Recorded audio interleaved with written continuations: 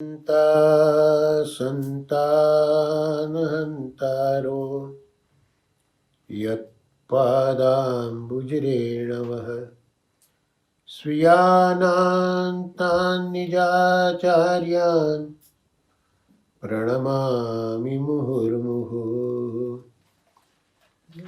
यदनुग्रहतो जन्तु सर्वदुःखातिगो भवेत् तमहं सर्वदा वन्दे श्रीमद्वल्लभनन्दनं सुलभ्य हृदि सर्वेशं श्रीगोपीजनवल्लभं गुणगानं मुदा कुर्वे तस्य तुष्टै स्वभावतः वन्दे नन्दव्रजस्त्रीणां पादरेणुमभीष्टशः यासां हरिकथोद्गीतं पुनाति भुवनत्रयम्। આજે શ્રી ભાગવતાર્થ પ્રકરણ અને શ્રીનાથજી બાબાના ગુણાનુવાદ આ વિષય છે આપણો. ભાગવતાર્થ પ્રકરણમાં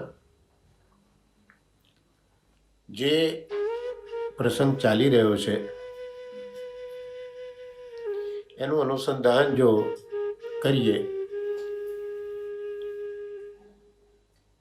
તો નૈમિષારણ્યમાં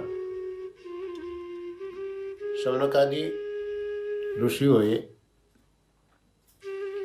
સહસ્રસમ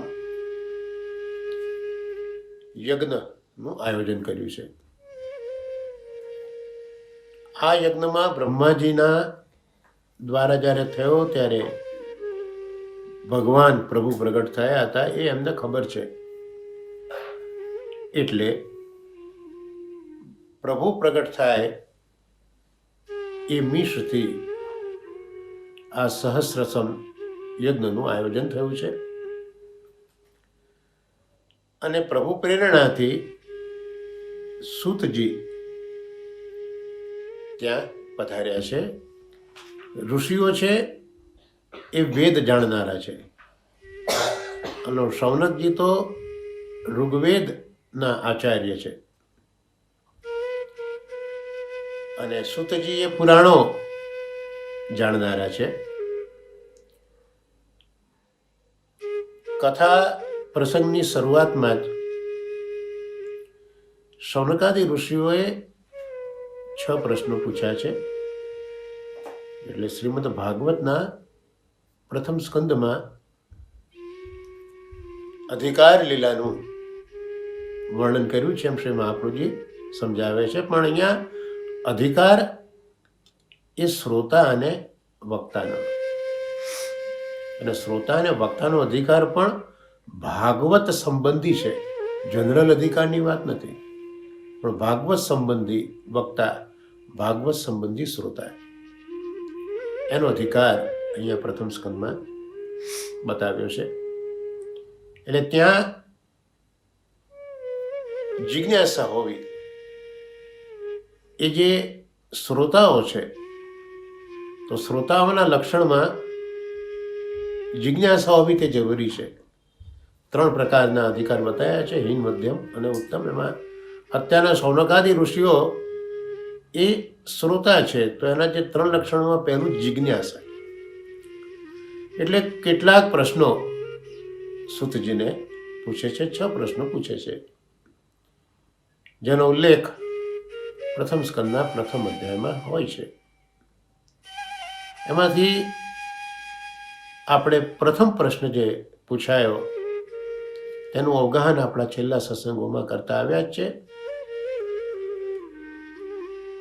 કે માનવ માત્રનું કલ્યાણ શું, શ્રેયસો એકાંતત શ્રેય, એનો જવાબ પણ આપણે જોયો. બીજો પ્રશ્ન પૂછ્યો છે સર્વ શાસ્ત્રોનો સાર અમને કહો. તો એના માટે આ પ્રથમ પ્રશ્નનો જવાબ પણ પ્રથમ સ્કંદના બીજા અધ્યાયની અંદર જોવા મળે છે, 6 થી 10 શ્લોકમાં. અને બીજો પ્રશ્ન જે છે એનો જવાબ 11 થી 22 શ્લોકોમાં સૂતજી આપી રહ્યા છે.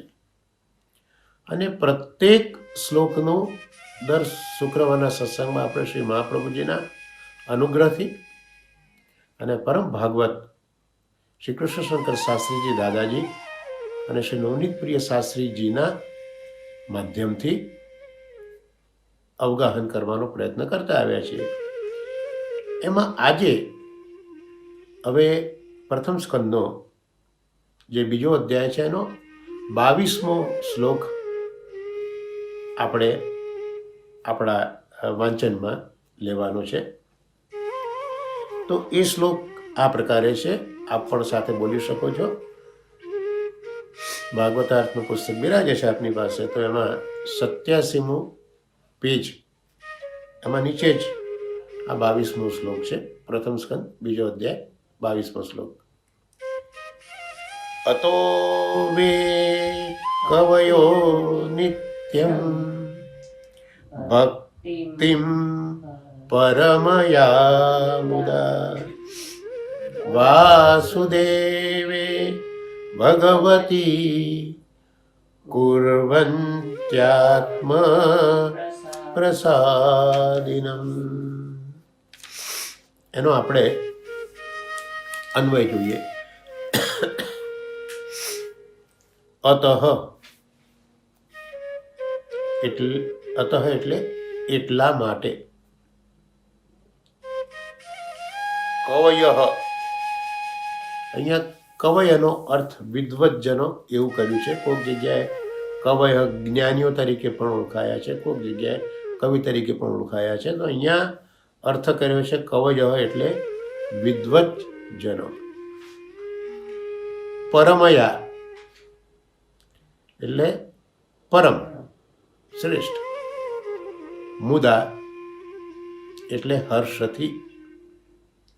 વૈ એટલે ખરેખર.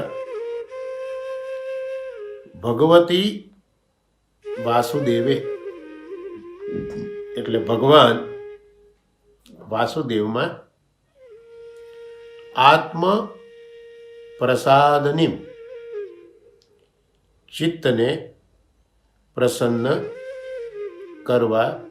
કરનારી. આ સંધિ છૂટી પડી છે. કુર્વંત્યાત્મ પ્રસાદની એ શબ્દની સંધિ છૂટી પડી છે. કુર્વંતી આત્મ પ્રસાદની એટલે આત્મ પ્રસાદની એટલે ચિત્તને પ્રસન્ન કરનારી. ભક્તિ એટલે ભક્તિને. નિત્યમ કુર્વંતી એટલે નિત્ય કરે છે. આથી એટલા માટે, આથી અથવા તો એટલા માટે બુદ્ધિમાન લોકો, કવિઓ નિત્ય નિરંતર ખૂબ જ આનંદપૂર્વક ભગવાન શ્રી કૃષ્ણના પ્રતિ પ્રેમ ભક્તિ કરે છે, જેનાથી આત્મ પ્રસાદની પ્રાપ્તિ થાય છે. આ શ્લોકમાં બે વસ્તુ આપણે જોઈ, મુદા અને સદા.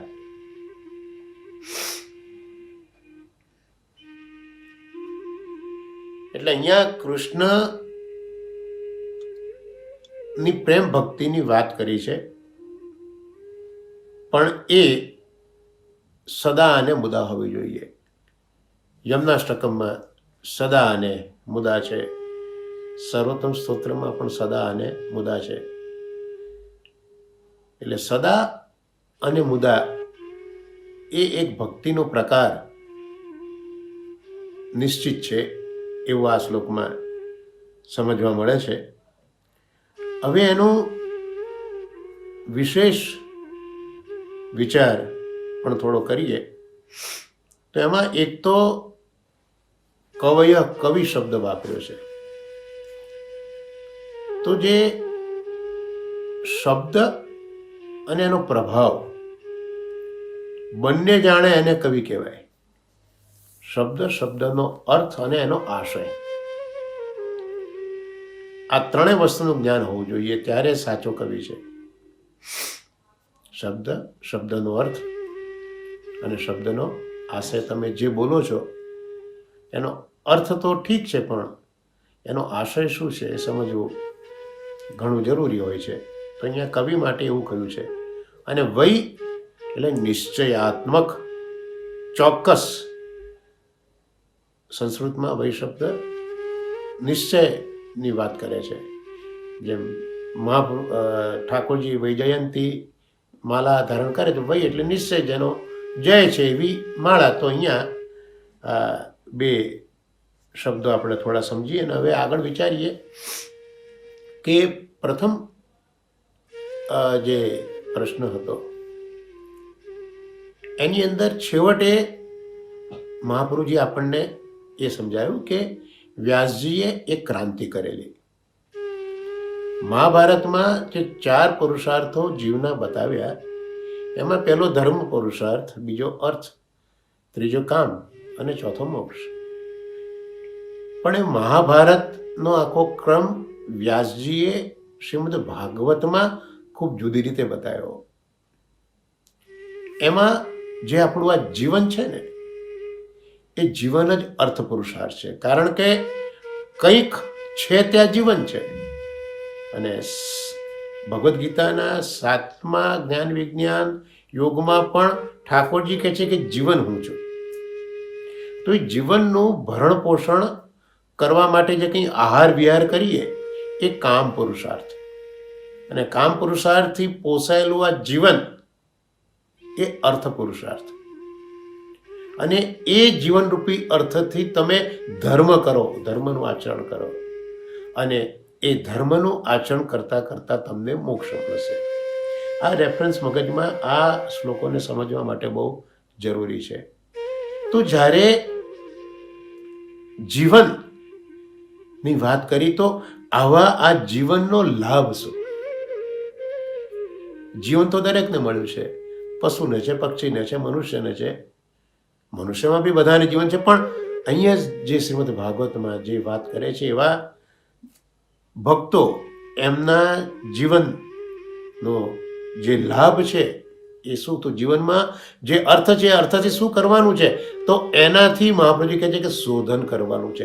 શેનું શોધન? તત્વનું. તત્વ તો ઘણા છે, પણ જે તત્વનું પણ તત્વ છે એનું શોધન કરવાનું છે, એને શોધવાનો છે. તો એ કયું તત્વ? સાંખ્યમાં મેં કહ્યું ને 25 તત્વો છે, ઘણા તત્વો બતાવ્યા છે. તો કયા તત્વનું શોધન કરવાનું? તો મહાપ્રભુજી સમજાવે છે કે જેનું જ્ઞાન દ્વૈત વિનાનું છે, જે તત્વના વિશે દ્વિધા જ્ઞાન જ નથી, એવું આ તત્વ, જેને વેદ બ્રહ્મ કહે છે, શ્રીમદ ભગવદ્ ગીતા પરમાત્મા કહે છે, અને શ્રીમદ ભાગવત ભગવાન કહે છે. આવા તત્વનું શોધન કરીએ તો એ જીવનનો લાભ છે. તો હવે આ તત્વને ઓળખીએ પછી આગળ શું કરવાનું? તો એનાથી શ્રદ્ધા રાખવાની. પહેલા તો જીવનનો લાભ આપણે જોયો, તત્વ, અને એ તત્વ કયું તે આપણે જાણ્યું. ત્યાર પછી એ તત્વમાં શ્રદ્ધા રાખવી જોઈએ. અને એ શ્રદ્ધા મુનિઓએ રાખી છે. એટલે મુનિઓએ જે શ્રદ્ધા રાખી આ તત્વમાં, એનાથી એમને ભક્તિની પ્રાપ્તિ થઈ છે. અને આ ભક્તિ પણ જ્ઞાન અને વૈરાગ્ય સાથેની ભક્તિ છે, અને શ્રુતિથી પ્રાપ્ત. શ્રુતિ એટલે વેદ, વેદમાં જે વર્ણન કર્યું છે એવી ભક્તિની પ્રાપ્તિ કરી છે. અને એ ભક્તિની પ્રાપ્તિ થતાં એ મુનિઓએ આત્મામાં આત્માનું દર્શન કર્યું છે. એટલે આત્મામાં પરમાત્માનું દર્શન કર્યું છે. એટલે જીવનનો લાભ તત્વનું શોધન. આ તત્વ એ ભગવાન બ્રહ્મ અને પરમાત્મા, અને એમાં શ્રદ્ધા હોવી બહુ જરૂરી છે. એક વખત તત્વનો નિર્ણય કર્યો પછી એમાં શ્રદ્ધા રાખવી ખૂબ જરૂરી છે. ને એટલે અહીંયા કહ્યું કે મુનિઓએ આવી જે શ્રદ્ધા કરી છે આ તત્વમાં, એનાથી એમને ભક્તિની પ્રાપ્તિ થઈ છે, જેમાં જ્ઞાન અને વૈરાગ્ય અલગ લેવા નથી જવા પડ્યા, પણ ભક્તિની સાથે જ્ઞાન વૈરાગ્ય મળી ગયા છે. તો પછી વિચાર એવો આવે કે માત્ર ભક્તિ જ કરવાની છે? તો સમજાવે છે સૂતજી આગળ કે ભાઈ સાથે સાથે વર્ણ અને આશ્રમના ધર્મોનું આચરણ પણ કરવાનું તો છે. ભક્તિ તો કરવાની છે, જોડે વર્ણ અને આશ્રમના ધર્મનું પાલન પણ કરવાનું. એટલે જ મહાપ્રભુજીએ પણ આપણા પુષ્ટિમાર્ગમાં એ બતાવ્યું કે જ્યાં સુધી આપણે સાધન કક્ષામાં છીએ ત્યાં સુધી વર્ણાશ્રમ ધર્મ મુખ્ય છે અને ભગવત ધર્મ ગૌણ છે. પણ એક વખત જ્યાં ફલ દશામાં પહોંચ્યા પછી ભગવત ધર્મ મુખ્ય છે અને વર્ણાશ્રમ ધર્મ ગૌણ બની જાય છે. પણ અહીંયા એટલે જ વર્ણાશ્રમના ધર્મનું આચરણ તો કરવાનું છે, પણ બહુ સ્પષ્ટ કહે છે આચરણ એટલા માટે કે એનાથી પ્રભુની પ્રસન્નતા થાય. કારણ કે જે પેલા તત્વની વાત કરી, જે બ્રહ્મ પરમાત્મા અને ભગવાન છે, એના સંબંધવાળા જે વર્ણ અને આશ્રમના ધર્મો છે. પ્રભુ જે ચારે ચાર પ્રકારના વર્ણ છે પ્રભુએ જ પ્રગટ કર્યા છે, અને એ વર્ણના જે આશ્રમના ધર્મો છે એ પણ પ્રભુએ પોતાના શ્રીઅંગમાંથી જ પ્રગટ કર્યા છે. માટે આ વર્ણ અને આશ્રમના ધર્મનું પાલન કરવું જરૂરી છે. દાખલા તરીકે મુખમાંથી બ્રાહ્મણો થયા, બે બાહુમાંથી ક્ષત્રિયો થયા, ઉદરમાંથી વૈશ્ય થયા, ચરણમાંથી ક્ષુદ્ર થયા, ત્યાર પછી મસ્તિષ્ક છે એની અંદર બ્રાહ્મણ ધર્મ ઉત્પન્ન થયો. તો આ બધું પ્રભુના અંગ સાથે સંકળાયેલું છે. એટલે એ દ્વારા આપણે આચરણ કરીને વર્ણાશ્રમના ધર્મથી પ્રભુને પ્રસન્ન કરવાના છે. એટલે વર્ણાશ્રમના ધર્મનું પણ પાલન તો કરવું જોઈએ. અને એ પાલન કર્યા પછી હવે સદા શ્રવણ કરવાનું. કોનું શ્રવણ? તો જે પેલા ભગવાન આપણે એક તત્વ મળ્યું ને, જે એ ભગવાનનું શ્રવણ કરવાનું છે, કીર્તન કરવાનું છે, ધ્યાન કરવાનું છે, પૂજન કરવાનું છે. પણ એમાં એક વસ્તુ યાદ રાખવી કે એક તો એ સદા, આપણે આગળ બી જોયું, સદા કરવું અને એક ચિત્તથી કરવું. એક ચિત્ત અને સદા આવા આ ભગવાનનું શ્રવણ કરવું, કીર્તન કરવું અને ધ્યાન કરવું અને પૂજન કરવું. હવે ધ્યાન એક ચિત્તે કરવાથી પુરુષને શું પ્રાપ્ત થાય? કારણ કે અત્યારના ભક્તિ સુધી પહોંચવા માટે પુરુષે જે પ્રયત્નો કરવાના છે એનું વર્ણન સુતજી કરી રહ્યા છે, મહાપ્રભુજી સુબોધિનીજીમાં સમજાવે છે. તો ધ્યાન એટલા માટે કે ધ્યાન એ તલવાર છે, ખડક છે, અને જીવને પ્રભુ તરફ જતો કોણ અટકાવે છે? તો પેલી ગાંઠો. કઈ ગાંઠો? કર્મએ બાંધેલી ગાંઠો. તો હવે જ્યારે ચિત્ત એક ચિત્ત થઈ અને ભગવાનનું શ્રવણ કરે છે ત્યારે એ પેલા જે કર્મ છે, જે ગાંઠ બાંધે છે, એનો નાશ કરે છે. એટલે કથાનું શ્રવણ, કથા શ્રવણ જરૂરી છે, પણ કથામાં રુચિ તો જોઈએ ને. રુચિ હોય તો જ કથામાં શ્રવણ થાય. તો એના માટે મહાત્મ્ય જાણવું જરૂરી છે. કથા મહાત્મ્ય જાણીએ તો રુચિ થાય. તો શ્રવણ કરવાની જે ઈચ્છા છે એ ઈચ્છનારે શ્રદ્ધા રાખીને જે મહાન પુરુષો છે, ભગવાનના ભક્તો છે, એમની સેવા કરવી અને જે પવિત્ર તીર્થો છે તીર્થોનું પણ સેવન કરવું. એટલે ભગવાનના ભક્તોનું સેવન અને તીર્થોનું સેવન આવું કરીએ ને, એનાથી કથાનું મહાત્મ્ય જ્ઞાન મળે. અને મહાત્મ્ય જ્ઞાન મળતા જે વાસુદેવની કથા છે એમાં આપણને રુચિ થાય. તો રુચિ કેમ થાય એ પણ આ શ્લોક દ્વારા મહાપ્રભુજી આપણને સમજાવે છે. અને રુચિ થઈ તો રુચિ થતાં શું થશે?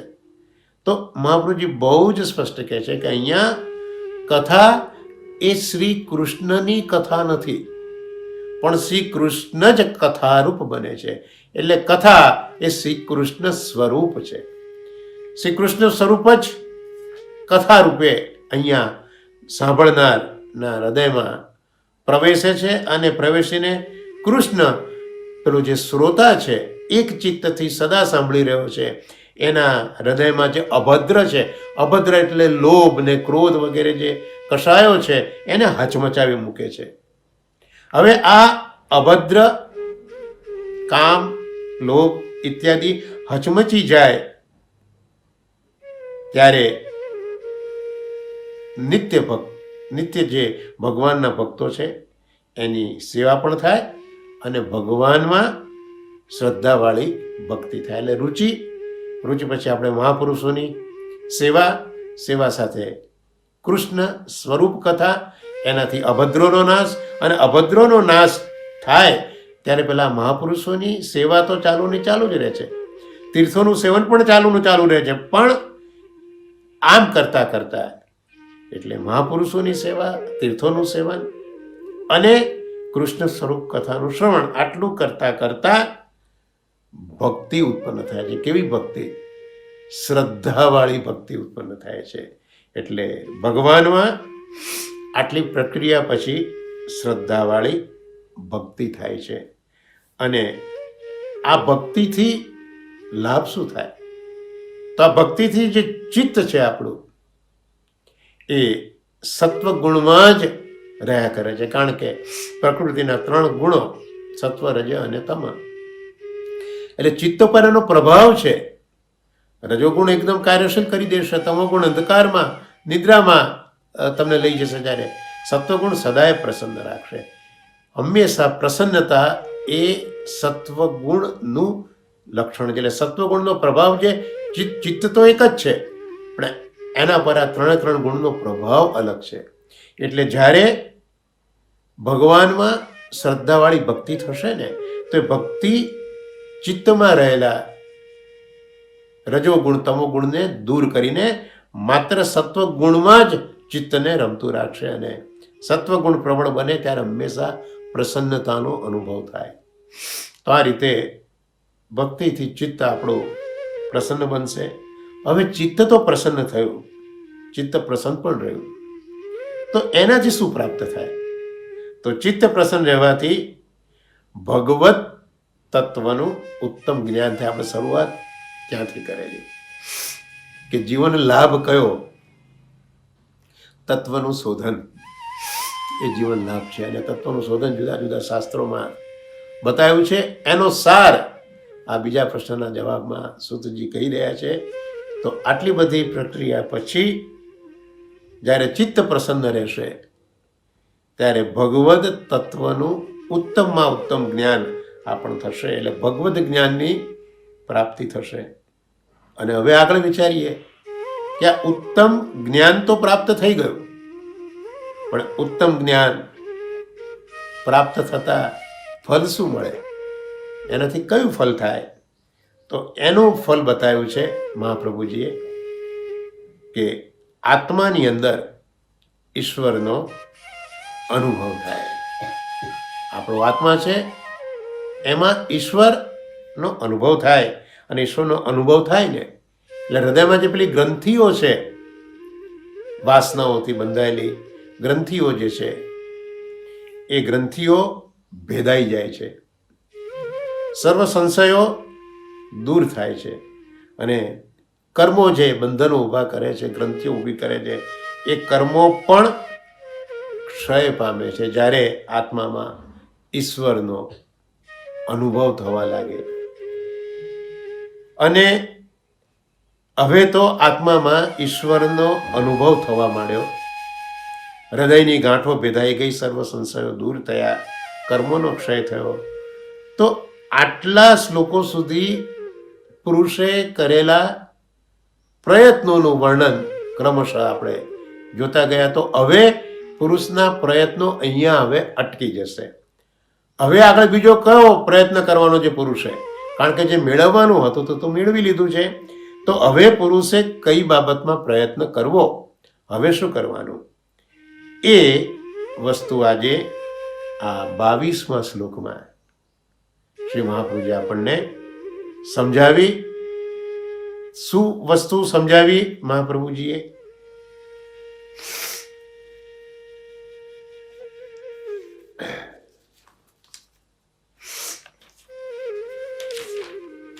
કે આથી બુદ્ધિમાન લોકો નિત્ય નિરંતર ખૂબ જ આનંદપૂર્વક ભગવાન શ્રી કૃષ્ણના પ્રતિ પ્રેમ ભક્તિ કરે છે, જેનાથી આત્મપ્રસાદની પ્રાપ્તિ થાય છે. એટલે 22મા શ્લોકમાં શુદ્ધ સત્વ રૂપ અંતઃકરણ થયું, એમાં ભગવાન પ્રગટ થયા, અને ભગવાન જે પ્રગટ થયા એના પર ઘણો પ્રેમ કરવો એ જ પુરુષના પ્રયત્નનો સાર છે. તો 11મા શ્લોકથી જે પ્રયત્નોનું વર્ણન કરતા આવ્યા ક્રમશઃ, તો એ બધા પ્રયત્નનો સાર શું? તો એ બધા પ્રયત્નનો સાર અંતે જે આત્માની અંદર જે ભગવાન પ્રગટ થયા છે, તો એના પર ઘણો પ્રેમ કરવો, અને આથી ભગવાનની પ્રસન્નતાનો અનુભવ થાય, અથવા તો અંતઃકરણમાં ભગવાનનો સાક્ષાત્કાર થાય છે. આત્મામાં ભગવાનની પ્રસન્નતા અનુભવાય, અથવા તો અંતઃકરણમાં ભગવાનનો સાક્ષાત્કાર થાય. ભગવાનનો સાક્ષાત્કાર થાય એટલે અંતઃકરણની પ્રસન્નતા તો ચોક્કસ થવાની જ છે.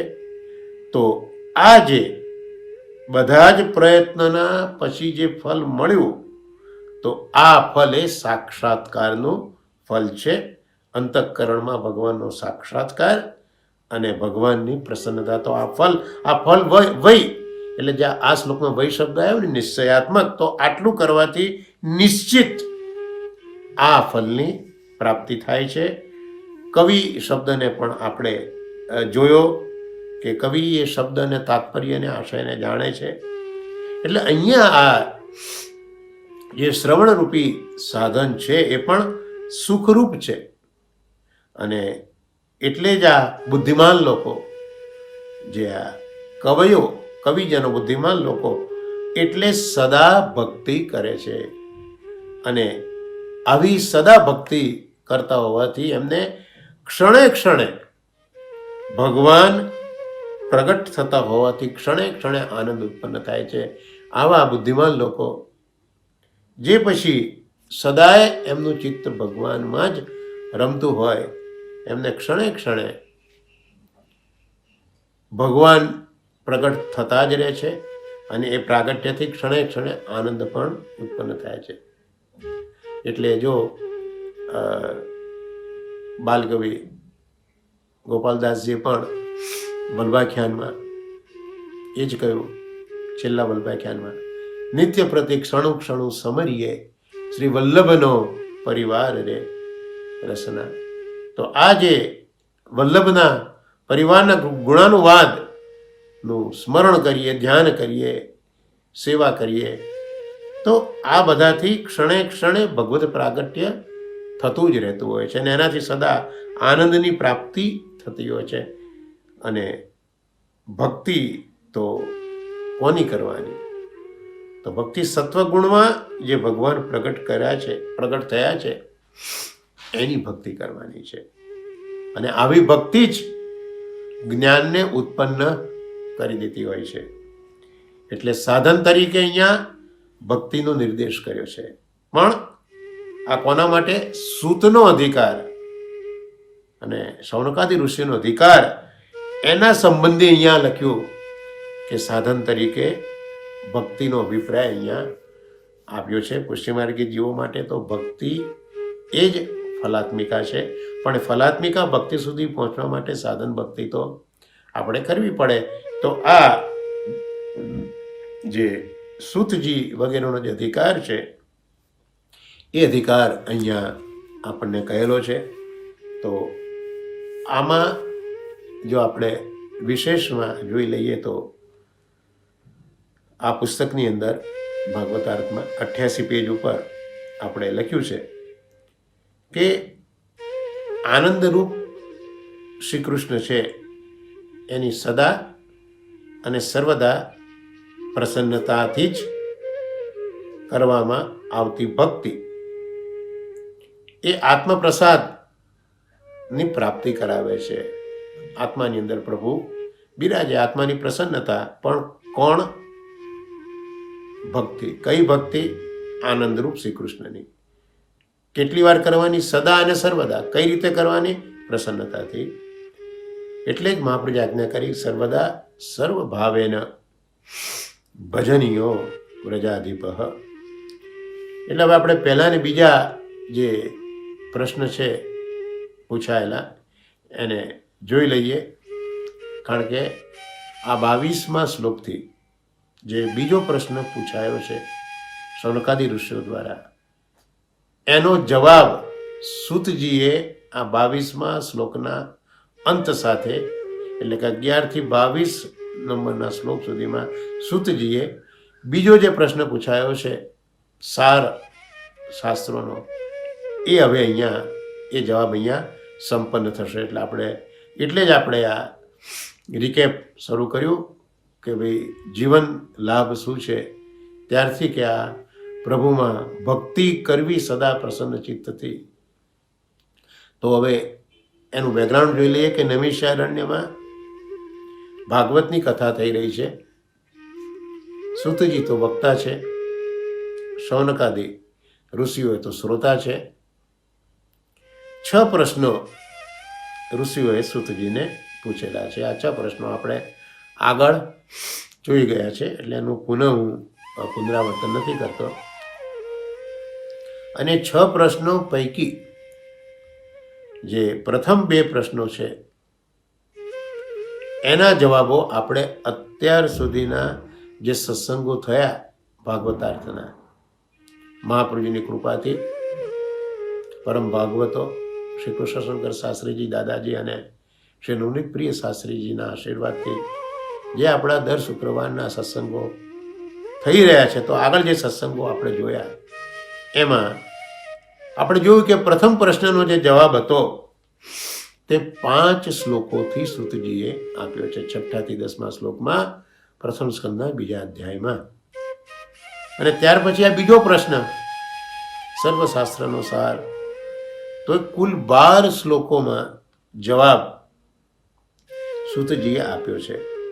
તો આમ સૌનક ઋષિએ 2 પ્રશ્નો પૂછ્યા, તો 2 પ્રશ્નનો જવાબ સૂતજીએ કેટલા શ્લોકમાં આપ્યો? તો સૂતજીએ 17 શ્લોકમાં જવાબ આપ્યો. 5 શ્લોકથી પહેલા પ્રશ્નનો અને 12 શ્લોકથી બીજા પ્રશ્નનો. તો આમ 2 પ્રશ્નનો જવાબ 17 શ્લોકમાં આપ્યો. હવે આ શા માટે ભાગવતાર્થ સમજવું જોઈએ એનું મહાત્મ્ય હવે જોવા મળે.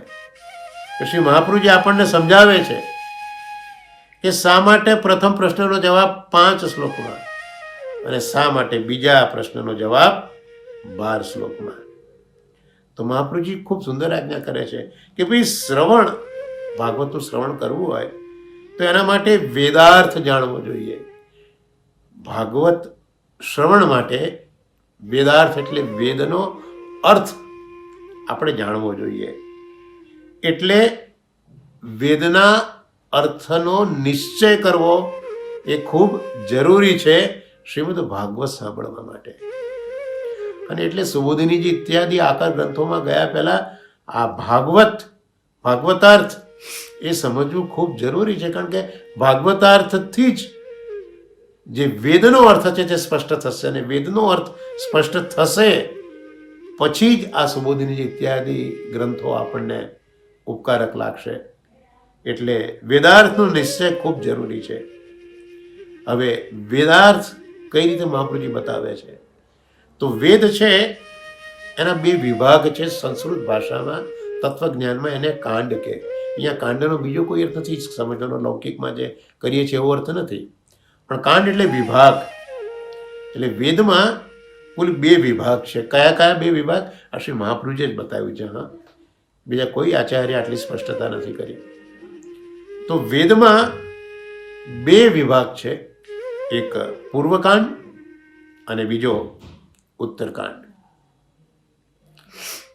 તો હવે વેદનો જે પૂર્વકાંડ છે એનો સંબંધ કોની સાથે છે? મહાપ્રભુજી બતાવે છે આ બધું કે વેદના પૂર્વકાંડનો સંબંધ ધર્મ સાથે છે, અથવા તો કર્મ સાથે છે, અથવા તો યજ્ઞ સાથે છે. એટલે બે વિભાગ, બે કાંડ વેદના, એમાં પૂર્વકાંડનો સીધો સંબંધ ધર્મ અથવા કર્મ સંબંધી છે. તો ઉત્તરકાંડનો સંબંધ કોની સાથે? તો ઉત્તરકાંડનો સંબંધ જ્ઞાન સાથે છે.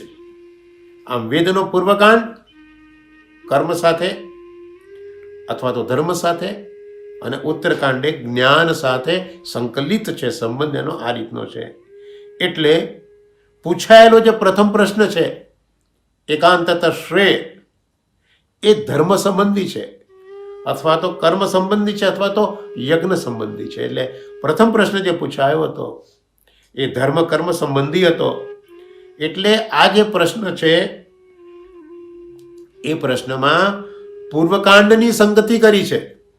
ઋષિઓએ આજે પ્રશ્ન પૂછ્યો છે, એમાં શ્રી મહાપ્રભુજીનું આ દર્શન છે, મહાપ્રભુજીનું આ ચિંતન છે કે આ પ્રશ્ન ઋષિઓએ એમનેમ નથી પૂછ્યો, પણ વેદના જ્ઞાતા હતા ઋષિઓ તો.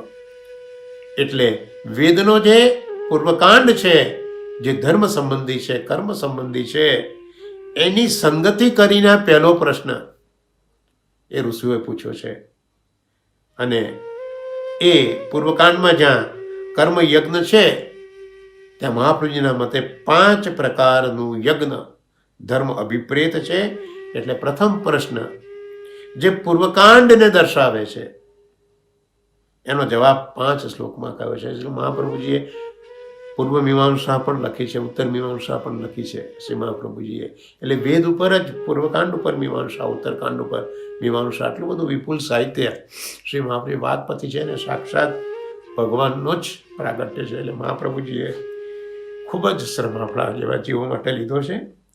તો પ્રથમ પ્રશ્ન એ પૂર્વકાંડને દર્શાવે છે, એટલે એનો જવાબ 5 શ્લોકમાં આવ્યો. તો હવે બીજો પ્રશ્ન સર્વશાસ્ત્રોનો સાર. તો મહાપ્રભુજી આજ્ઞા કરે છે કે જ્ઞાન સંબંધી છે, અને જ્ઞાન સંબંધી છે એટલે વેદનો જે ઉત્તરકાંડ છે એ ઉત્તરકાંડ આપણે જોયું કે જ્ઞાન સંબંધી છે. એટલે બીજો પ્રશ્ન ઉત્તરકાંડની સંગતિનું સૂચન કરે છે. તો પ્રથમ પ્રશ્ન પૂર્વકાંડ ધર્મ સંબંધી છે, અને બીજો પ્રશ્ન ઉત્તરકાંડ જ્ઞાન સંબંધી છે. તો હવે શ્રુતિઓ કહે છે કે પુરુષ એ તો 12 અંગવાળા છે. એટલે આ જે જ્ઞાન, કોનું જ્ઞાન? તત્વનું જ્ઞાન. એનો વિચાર જે કર્યો જવાબ રૂપે એ 12 શ્લોકથી કર્યો. કારણ કે કયું જ્ઞાન? તત્વનું જ્ઞાન. કયું તત્વ? તો 12 અંગવાળા પુરુષ શ્રી ગોવર્ધનનાથજી. અને માટે આ બીજા પ્રશ્નનો જવાબ સૂતજી 12 શ્લોકોથી આપે છે. કેટલી અદ્ભુત સમજ શ્રી મહાપ્રભુજી આપી છે. એટલે જ આ ભાગવતાર્થ ને સમજવાનો ખૂબ આશય ખૂબ મોટો બતાવ્યો છે મહાપુરુષોએ. તો હવે આપણે સાથે જોઈએ કે પહેલો પ્રશ્ન અને બીજો પ્રશ્ન, એના જવાબ કુલ કેટલા શ્લોકમાં થયા? પ્રથમ પ્રશ્નમાં 5 શ્લોક, બીજા પ્રશ્નમાં 12 શ્લોક, એટલે કુલ 17 શ્લોક. મહાપ્રભુજી હવે સમજાવે છે કે શા માટે 17 શ્લોક. તો મહાપ્રભુજી શ્રુતિને ટાંકે છે, કારણ મહાપ્રભુજીએ તો ઉત્તર મીમાંસા પૂર્વ મીમાંસા લખી જ છે. તો શ્રુતિને ટાંકે છે કે સપ્તદશો વૈ પ્રજાપતિ. સપ્તદશ એટલે 17. તો આ પ્રજાપતિ જે આ વિશ્વનું સર્જન કરનારા પ્રજાપતિ છે એમના 17 રૂપો છે. 17 રૂપવાળા પ્રજાપતિ છે. જુદા જુદા સ્વરૂપે જે આ સર્જન છે એમાં 17 રૂપોનો સમાવેશ વર્ણવ્યો છે શાસ્ત્રોએ. તો એ 17 રૂપવાળા પ્રજાપતિ છે. એટલે આ જવાબરૂપી 17 શ્લોકથી વેદના અર્થનો નિર્ણય કર્યો. કારણ કે વેદ એ જ ભગવાન છે, વેદ એ જ ભગવાન છે. તો જેમ વેદમાં પૂર્વકાંડ અને ઉત્તરકાંડ છે એનાથી ભગવાન જ સમજાય, એટલે મહાપ્રભુજી કીધું કે યજ્ઞ સ્વરૂપે પણ ભગવાન જ છે, અને યજ્ઞમાં શું કરવાનું એના જ્ઞાન રૂપે પણ ભગવાન જ છે. આમ સમગ્ર વેદમાં યજ્ઞાત્મક ભગવાન અને જ્ઞાનાત્મક ભગવાનનું નિરૂપણ કરેલું છે. એટલે આ 17 શ્લોકમાં જે પ્રથમ પ્રશ્ન જે ધર્મ સંબંધી હતો અને બીજો પ્રશ્ન જે જ્ઞાન સંબંધી હતો, એટલે આ વેદના અર્થનો નિર્ણય આ રીતે 17 શ્લોકમાં કરવામાં આવ્યો છે, આવું મહાપ્રભુજી સમજાવે છે. અને એક સુંદર વાત કરી કે આનાથી અધિક ફલ પછી વેદ આપી શકતો નથી. આટલો નિર્ણય કરી આપ્યો, વેદાર્થ આટલો કરી દીધો, પણ એનાથી વધારે ફળ ન મળે.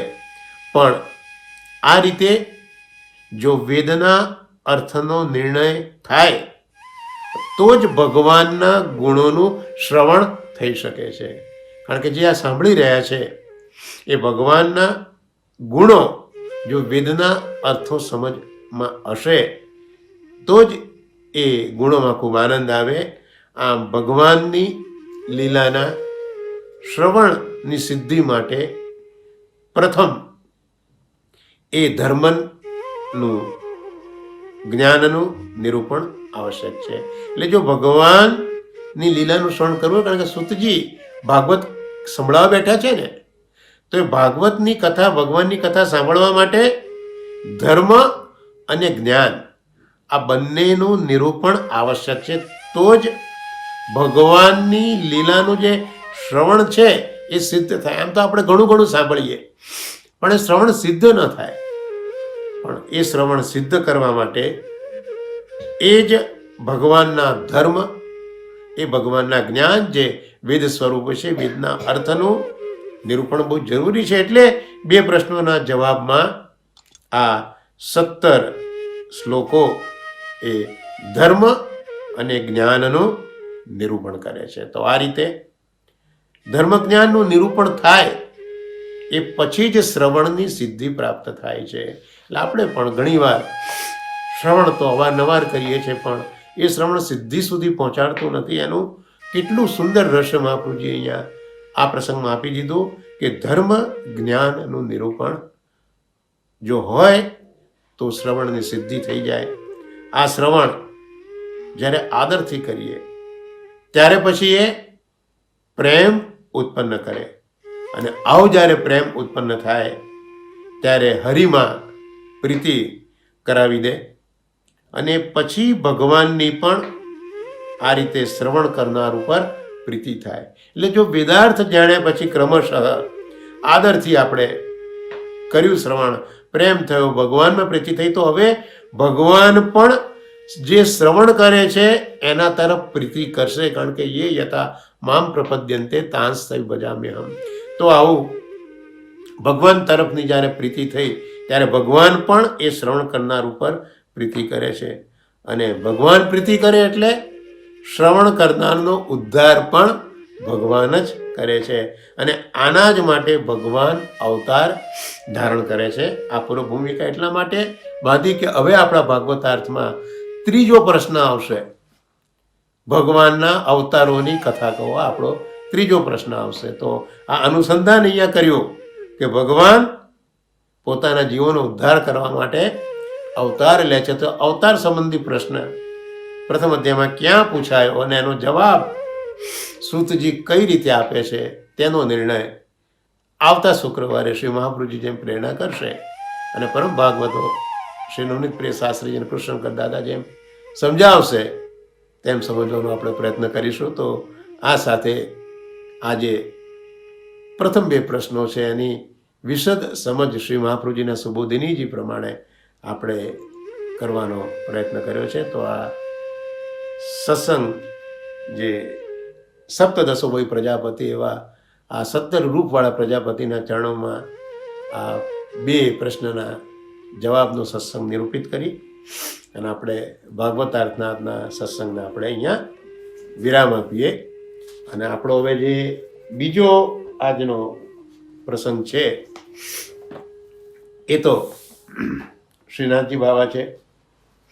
તો આપણે ગઈ વખતે જોયું હતું કે ઠાકોરજીને શ્રી મહાપ્રભુજીએ પાઠ પધરાવ્યા છે. અને એ પ્રભુ પાટ બિરાજ્યા એ પછી તો રામદાસજીને મુખિયાજી તરીકે સેવા સોંપી છે. સદુ પાંડેજીને વગેરેને બીજી બધી વ્યવસ્થા કરવાનું સોંપ્યું છે. કુમનદાસજીને કીર્તનની આજ્ઞા સોંપી છે. પુષ્ટિ માર્ગના પ્રથમ અષ્ટછાપ કીર્તનકારોમાં સૌથી પ્રથમ કુમનદાસજી છે. અને કુમનદાસજીએ જે સૌ પ્રથમ કીર્તન ગાયું, જે આપણા માર્ગનું પ્રથમ કીર્તન બિલાવલ રાગમાં છે. સાંજે કે સાંજે બોલતી હારે, સાંજે કે સાંજે બોલતી હારે. રજની અનત જાગે મનમોહન આય નિપટ સવારે. તો એ સેવાનો ક્રમ શરૂ થયો છે. હવે નાનું મંદિર પણ સિદ્ધ થયું છે. મંત્રોચ્ચાર સાથે પાઠ ઉપર બેસાડ્યા છે. દરેકને આ સેવા સોંપી છે. અને મહાપ્રભુજી હવે જે અધૂરી બીજી યાત્રા છે એના માટે આગળ પ્રસ્થાન કરે છે. પણ સૌને આજ્ઞા કરે છે કે દેવદમન તમારા માથે બિરાજ્યા છે, પણ એને જરાય શ્રમ ન થાય એનું ધ્યાન રાખજો. એમના સુખનો સદા વિચાર કરજો. મહાપ્રભુજીની આ આજ્ઞા આપણા બધા જ માટે છે કે મારું સર્વસ્વ હું તમને સોંપી દઉં છું. સર્વસ્વ કોને કહેવાય?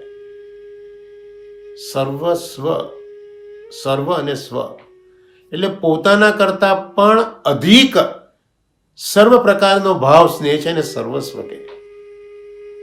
આપણને આપણી જાત માટે તો સ્નેહ હોય છે ને, પણ એના કરતાં પણ અધિક સ્નેહ જ્યારે થાય પ્રભુ માટે ત્યારે સર્વસ્વ કહેવાય. એટલે જ શ્રી ગુસાઈજી મહારાજે ગોકુલાષ્ટકમ લખ્યું, એમાં સૌથી પહેલાં લખ્યું શ્રીમદ ગોકુલ સર્વસ્વમ. શ્રીમદ ગોકુલે સર્વસ્વ છે કોનું? ઠાકોરજીનું સર્વસ્વ છે. કારણ કે ગોકુલે સ્વ કરતા પણ પ્રભુનું હિત, પ્રભુના ભક્તોનું હિત ગોકુલે ખૂબ જ વિચાર્યું છે. માટે આજ્ઞા કરી કે શ્રીમદ ગોકુલ સર્વસ્વ. તો મહાપ્રભુજી આવી આજ્ઞા કરે છે કે તમે પ્રભુને શ્રમ ન થાય તે જોજો. હવે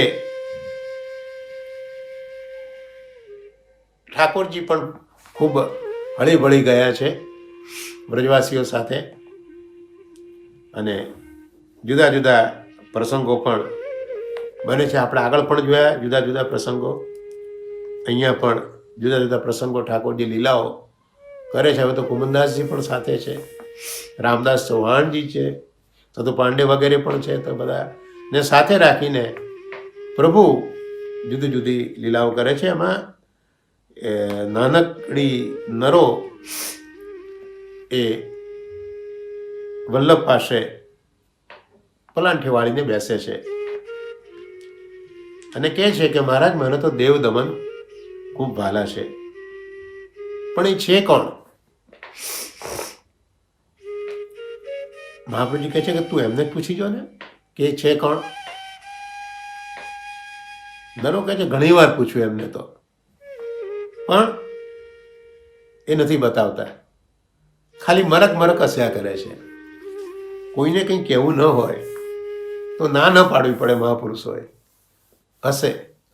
જેમ શ્રી ભાગવત મહાત્મ્યમાં આપણે જોયું હતું કે જ્યારે કથા કરી રહ્યા હતા સુખદેવજી પરીક્ષિતજી આગળ, વખતે પેલા દેવતાઓ દેવનું અમૃત લઈને આપ્યા હતા વિનિમય માટે કે પરીક્ષિતજીને જીવાડવા છે, તો અમૃત પીશે તો એ જીવશે. તો પરીક્ષિતજીને અમે અમારું આ સ્વર્ગનું અમૃત, દેવનું અમૃત આપી દઈએ, એના બદલે ભાગવત કથા અમૃત છે તે અમને આપો, આવા વિનિમય માટે આવેલા. સુખદેવજી કંઈ જવાબ નથી આવતા. વિચારે છે કે ક્યાં એક મણી અને ક્યાં કાચનો ટુકડો. આ ભાગવત એ તો ચિંતામણી છે, ક્યાં એ અને ક્યાં આ કાચના ટુકડા જેવું અમૃત. એટલે પણ દેવોને નાથો ન પડાય ને, એટલે ના નથી પાડતા, પણ હસી કાઢે છે. એને ઠાકોરજીને પણ નહીં કેવું હોય એટલે આ નરો પૂછે એટલે હસી નાખે. એટલે કુમનદાસજી પણ એ વખતે હતા. એટલે કુમનદાસજીએ પણ નરોના સ્વરમાં સ્વર મેળાયો કે હા કૃપાનાથ, દેવ દમન વિશે અમને પણ તમે કહો. મહાપ્રભુજી સમજાવે છે કે ભલે સાંભળો. ત્યારે તમે નંદનંદન કૃષ્ણ કનૈયાને તો જાણો છો ને. તેમણે ઇન્દ્રયાગ બંધ કરાવેલો એ ખબર છે તમને? સતુપાંડે બોલ્યા હા હા, અહીં એમના જ કહેવાથી બધા વ્રજવાસીઓએ શ્રી ગોવર્ધન ગિરિરાજની પૂજા કરી છે. અને આજે પણ માણેકચંદજી કહે છે કે આજે પણ અમે બધા જ કારતક સુદ એક અમે ગોવર્ધન પૂજા કરીએ છીએ. અને મહાપ્રભુજી કહે છે પછી વ્રજવાસીઓએ ગિરિરાજજીને અન્નકૂટ ધરેલો, બરોબર ને? હા, તે વખતે પર્વતમાંથી સાક્ષાત ભગવાન પ્રગટ થયા હતા અને હજારો હાથ ધારણ કરીને બધો ભોગ આરોગેલો એ તમે જાણો છો. શ્રી મહાપ્રભુજી કહે છે. પેલા ગોવાળિયાઓ કહે છે કે આ સાચી વાત છે. એમણે વ્રજવાસીઓની સામગ્રી માગી માગેની આરોગી. વારંવાર કહેતા આન ઓર હજુ બીજી લાવો, હજી બીજી લાવો. અને એથી તો આ સદુ પાંડે અને માણેકચંદ પાંડે કહે છે કે અમારા ગામનું નામ એટલે તો આન્યોર પડ્યું એમ મહાપ્રભુજી એમને સમજાયું. સદુ પાંડે કહે છે ભાઈ અમને તો આજે જ ખબર પડી કે શા માટે આન્યોર કહેવાય. અમે તો આન્યોર કરીએ, પણ આન્યોર નામ કેમ પડ્યું એ આપે સમજાવ્યું ત્યારે ખ્યાલ આવ્યો. મહાપ્રભુજી કહે છે કે ભગવાન બીજા કોઈ જ ન હતા, શ્રી કૃષ્ણ જ એ બીજું સ્વરૂપ ધારણ કરીને હજારો હાથોથી અન્નકૂટ આરોગ્યા હતા. અને એવા શ્રી કૃષ્ણ ફરીથી માગી માગીને તમારી સામગ્રી આરોગવા દેવ દમન સ્વરૂપે પ્રગટ થયા છે. એટલે પૂછ્યું આ લોકોએ કે તો પછી કૃષ્ણ એ જ દેવ દમન?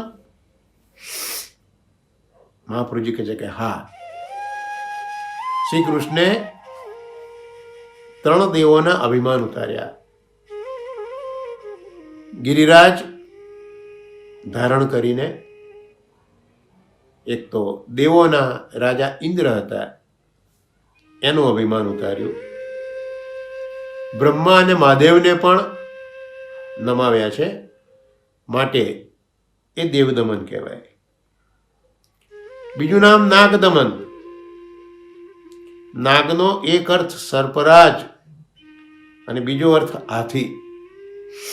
શ્રી કૃષ્ણે કાલિયને પણ નાથ્યો છે અને કોલયા પીડ હાથીને પણ મથુરામાં નાથ્યો છે અને ઐરાવત હાથીને પણ નમાવ્યો છે, માટે નાગદમન. અને ઇન્દ્રને ક્ષમા આપી ઇન્દ્રયાગ બંધ કર્યો એટલે ઇન્દ્રદમન. તો આમ 3 નામ એમના થયા. એ કૃષ્ણના દેવદમન, નાગદમન અને ઇન્દ્રદમન. શ્રી મહાપ્રભુજી આ ખુલાસો કરે છે. સૌ ધ્યાનથી સાંભળે છે. સમજ પડે એટલે માથું પણ સાથે હલાવે છે, જેથી કેનારને વધારે ઉત્સાહ રહે. હવે શ્રી વલ્લભ આગળ સમજાવે છે કે આવા દેવદમન શ્રી કૃષ્ણ ગોવર્ધન પર્વતની કંદરામાંથી ફરી પ્રગટ થયા છે. એટલે એમનું નામ શ્રી ગોવર્ધનનાથ છે. આ તો ભોળા વ્રજવાસીઓ એ તો તરત કહે છે કે મહારાજ આવું અટપટું નામ બોલતા અમને ન આવડે. શ્રી ગોવર્ધનનાથ એવું અટપટું નામ અમને બોલતા ન આવડે, એટલે અમે તો દેવદમનને શ્રીનાથજી એવું જ કહીશું. ત્યારે બીજો વ્રજવાસી કહે છે કે એ પણ લાંબુ નામ છે, એટલે હું તો શ્રીનાથજી નહીં, હું તો ખાલી શ્રીજી જ કહીશ. શ્રીજી બાવા જ કહીશ. સૌએ પોતાને મનગમતું નામ આ રીતે નક્કી કરી લીધું, કારણ કે બ્રજવાસીઓનો ભોળો અને પ્રેમાળ સ્વભાવ છે એ જોઈને વલ્લભને પણ ખૂબ આનંદ થયો. પૂછે છે બ્રજવાસીઓ કે પ્રભુ, આ શ્રીનાથજીનો જમણો હાથ કેળ ઉપર છે અને ડાબો હાથ ઊંચો છે, આવું કેમ? મહારાજ એ સમજાવો. વલ્લભ સમજાવે છે કે શ્રીનાથજી બાબા ગિરિકંદરાના દ્વાર વચ્ચે ઠાડા છે. પોતાના ભક્તોને પોતાની પાસે બોલાવી રહ્યા છે, માટે ડાબો હસ્ત ઊંચો કર્યો છે જે ભક્તોને બોલાવે છે.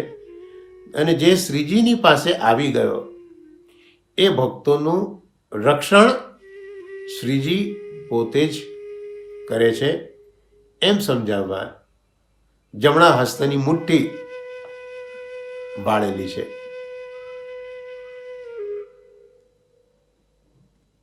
નરો ખુશ થઈ ગઈ કે વાહ મારા દેવ દમન શ્રીનાથજી બાબા આવા છેલ છબીલા કૃષ્ણ કનૈયા છે.